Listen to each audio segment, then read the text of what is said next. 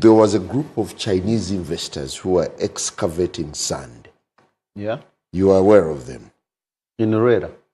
In Lweera and in Busiro South, I think it was Kasanji, somewhere in Kasanji. You looked on. Not at all. Even as we speak today, No. they're still doing the excavations. We mounted operations in Lweera, arrested several people, and they were prosecuted, and unless you didn't follow, of several nationalities, which I will not go into, but they were convicted and they paid hefty fines. To Chinese, government. moreover. I don't want to mention nationalities. There were several nationalities and some Ugandans. So in Lweera, we've mounted several operations there, but the problems are still there. The problem with Ugandans, the level of impunity is just unimaginable. You mount an operation today, clear the place. Less than 1 month, people come back with their tractors. We had an operation in Lweera less than 2 months ago. We destroyed about 38 boats. People are now scooping sand using boats. Over 38 boats were destroyed. Less than 3 weeks, they are back. But we shall not get tired. What we need to do is really to empower the local government environment structures so that a DPC, a COW, a parish chief, a sub-county chief can use the enforcement resources available to prevent such degradation. Yeah, but they are accomplices in most occasions. Well, I don't want to point fingers. We can have shortfalls, all of us can have shortfalls, but they also don't have adequate capacity.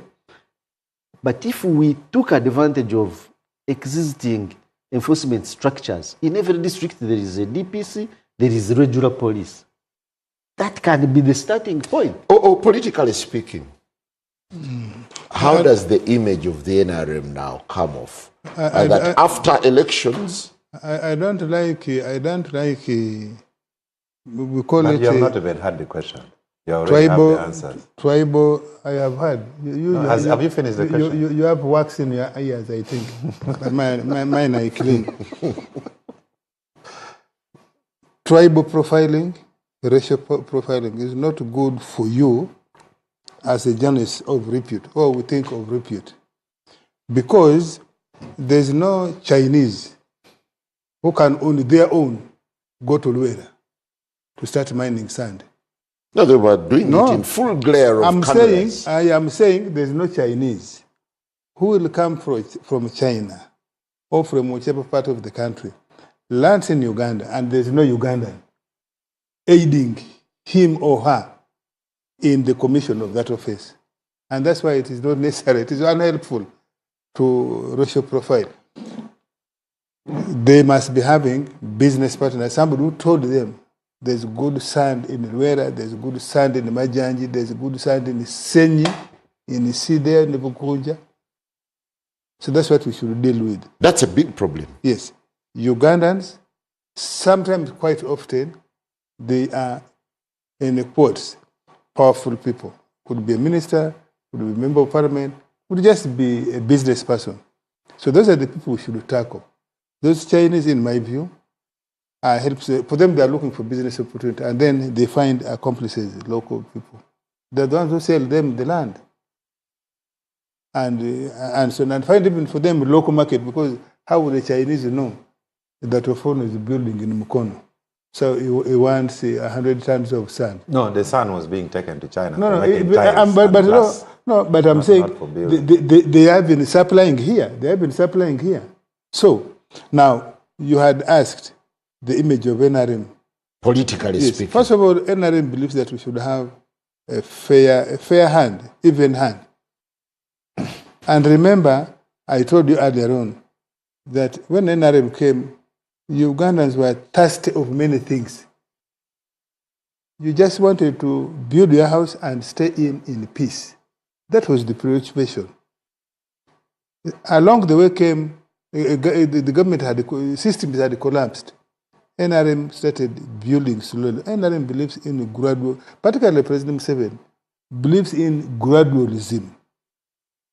Go slow, in the hope that first of all people should recover, rebuild the economy, rebuild the foundation. Then you can now start touching what are the things that came by the mistake of government. Nobody has been pointing out mistakes things that went wrong by mistakes of government. It has been the president. For example, when he said he accepted wholeheartedly privatization and liberalization. After 40 years, after 30 years now, he discovers that probably it was not good to sell every government manufacturing institution. Government needed to keep a residue. But if you needed the economy to recover and even the government did not have money to put in a lint marketing board, to put in a coffee marketing board, first sell off, now we are beginning to recover some of what some people call policy reversal. Right. And remember, many of the people who came into government at that time, and even today, many of them had never been sold a cow. They're selling one cow. They had never. Now you give him to sell a factory. How can we evaluate a factory? So we accept the mistake. Similarly, we accept some of the laxity with which we handled Ugandans in terms of during elections. And we've been going slowly saying, no, now we have finished election. You people, Museveni has been saying so. You people have now finished elections, settle down and do things properly.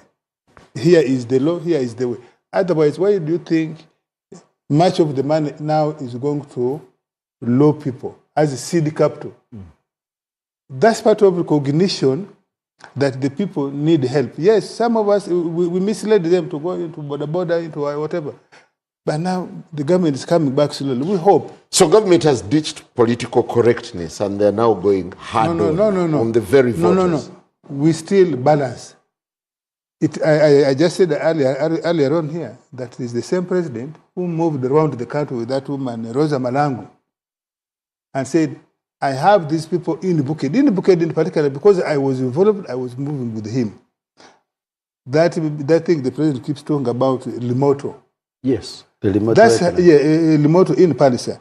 That's actually why fish projects now under the PDM is one of the key sectors the president and the government as a whole recommends people with the little land, people who have been do fishing. Because in a small area in this room, you can actually keep up to 5,000 or 4,000. 4,000 fish means that's 4,000 tons. 4,000 tons means that's 40 million if you feed them properly. Because every kilogram of fresh fish is 10,000. So assuming you sell it at 7,000 as a farmer. It looks very easy to... It looks very easy to get land in a wetland if you claim to be building a factory. Not anymore. No. But that's why... But the president also issued a moratorium, said the ones we already issued the licenses. Yes, they're up and running. Leave them, can make good what we have lost there elsewhere. Yes. And you can go and check. You can go and check in the, under Uganda Investment Authority, because now we have almost 22 or so industrial parks run by being managed by government. You can go and find out if in the last 1 year how many investors, local or otherwise, have been licensed in typical wetland. Thank you. In fact, 4 years. Honorable Dongoto. You can go and check. If you could tell us what you think is at stake politically as NEMA embarks on these ruthless operations. Actually, you should remind me to ask the ED of NEMA these 3 questions. One, people are asking me, what is a wetland? Because I'm seeing the feedback on my phone. Some people are growing rice. So you have to come with a clear definition on this show. What a wetland is. You want us to dispose of that? Yeah. Right away, yeah. Because Section 2 of the National Environment Act actually defines a wetland, Cap 181. A place which is seasonally or permanently flooded with water. And because of that flooding,